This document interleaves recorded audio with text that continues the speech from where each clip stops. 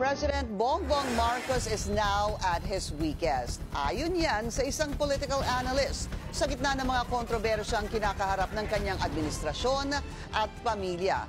Makakabawi pa kaya si PBBM ngayong may mga panawagang bumaba na siya sa pwesto? Narito ang agenda report ni George Cahiles. Wala ng barbed fence, trailer o mga pulis ang nakapigil pa sa tuluyang pagpasok ng kontrobersya ng korupsyon sa Malacanang. Umaalingaw-ngaw na rin sa mga lansangan. Marcos resign. Para sa political analyst na si Lester Balmatero, patuloy na pinahihina si Pangulong Bongbong Marcos ng sunod-sunod na bombang sumasabog sa bakuran ng palasyo. Kabilang na ang mga aligasyon ng insertion at kickback sa 2025 budget ayon kay Zaldico. Di umano'y pagiging adik ayon mismo sa kanyang kapatid na si Senator Amy Marcos. Mabagal na pag-usad ng investigasyon sa flood control scandal. Pagkadiskubre ng bilyong pisong pork barrel ng kanyang anak na si House Majority Leader Sandro Marcos. At paghina ng ekonomiya, bunsod ng malawakang korupsyon sa pamahalaan. Probably this is the weakest kasi makikita mo rin yung trust rating ni President Marcos pababa ng pababa. No?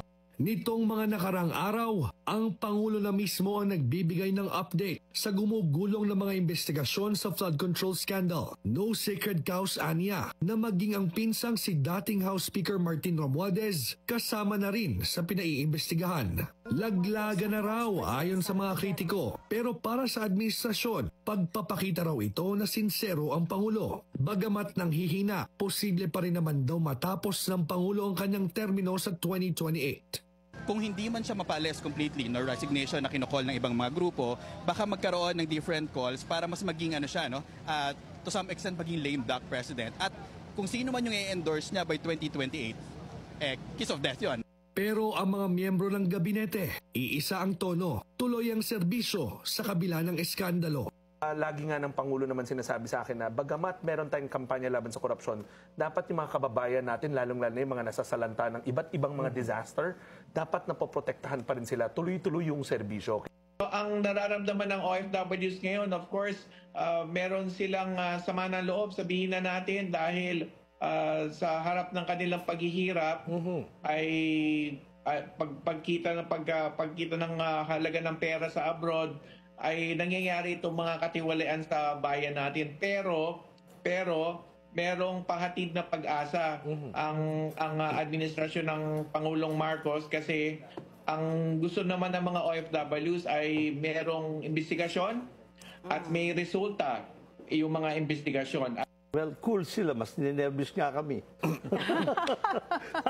Sila cool. They can take it. I have to admire them. Very, yung talagang, I think yung sinasabing if you throw stones at every dog that barks at you, you won't get there. But he's very focused. Naiinip sa resulta pero walang Marcos resign na maririnig sa mga business group. Maging ang mga lumahok sa trillion peso march sa People Power Monument. Wait and see daw muna. We want really a strong and decisive action from our government. Although we know that they're really doing their best. Pero kulang. We are actually challenging the president to do something more than just expressing yung anger niya dito sa corruption na to. Hindi ho sapat yung galit-galit lang eh. Ang kailangan po namin sa kanya ay kumilos.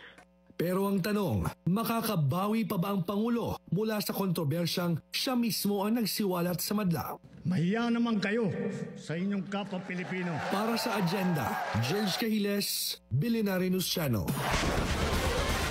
May nakukulong na at his weakest pa. Ito naman ang buwelta ng Malacanang sa mga kritisismo laban kay PBBM. Muli ring tinabla ni Palace Press Officer Claire Castro ang mga panawagang mag-resign na ang Pangulo. At his weakest? Ito ba bang panahon na to na siya po ang nagpaimbestiga? Hanggang ngayon po, maraming ginagawang aksyon para mapanagot ang dapat na mapanagot.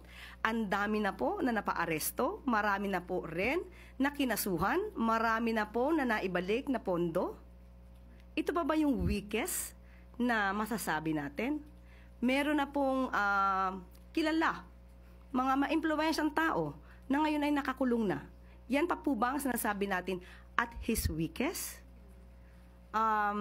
madali po kasing sumigaw na bumaba sa pwesto. Pero kung papaano papalakarin at pamumunuan ang gobyernong ito kapag bumaba ang Pangulo, ano kaya ang kanila masasabi?